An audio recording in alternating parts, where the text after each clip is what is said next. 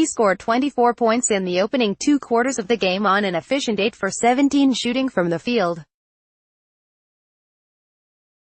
He knocked down 3 triples, picked up a pair of steals that killed Golden State's momentum going into the locker room, and threw down one of the biggest dunks of the season on one of the best shot blockers in the NBA. He looked every bit like this season's MVP. Then, Harden went cold. He scored 6 points on 3 for 9 shooting in the second half, missing all 6 of his three-point attempts. It would have doomed last season's Rockets, but this season's version has the luxury of putting the ball in the hands of Chris Paul, a 9-time All-Star and a future Hall of Famer, when Harden doesn't have it going. While he struggled in the first quarter, Paul went on to score or assist on 21 of Houston's 42 points in the second half.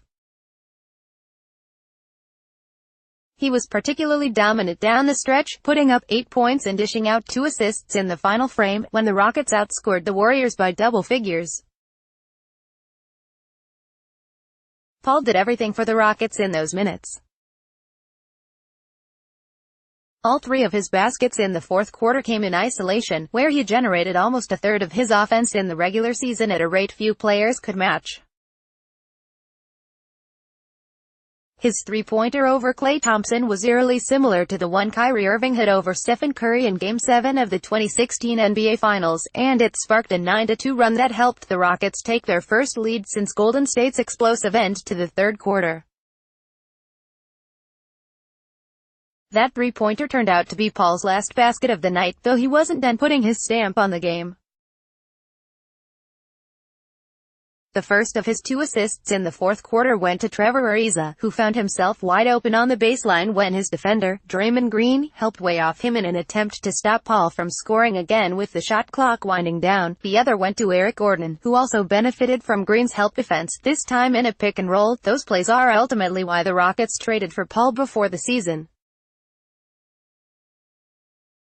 Check out Paul's assist to Gordon again, and you'll notice Thompson hugging Harden on the three-point line on the opposite wing even though he's not directly involved in the play. It's a good example of how Harden, a career 36.4% shooter from three-point range, provides value even when he doesn't have the ball in his hands. 2. If teams focus on limiting Harden's touches, it gives Paul even more space to work with. It can slow the Rockets down when Paul doesn't have it rolling, as was the case in Game 3, when the Warriors limited him to 13 points on 16 shot attempts, but it makes Houston almost unguardable when he does. Paul's performance couldn't have come at a better moment, either. After losing Game 1 on their home court and Game 3 in Golden State, the Rockets couldn't afford to go back to Houston facing a 3-1 deficit. It looked like the Warriors were heading for another blowout victory in Game 4 until Houston rallied twice to put itself in position to win, starting with Harden in the second quarter and extending to Paul in the fourth quarter.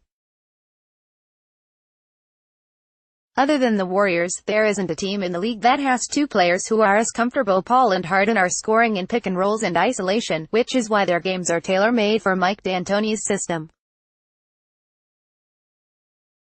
It's already gotten them 2 wins in this series.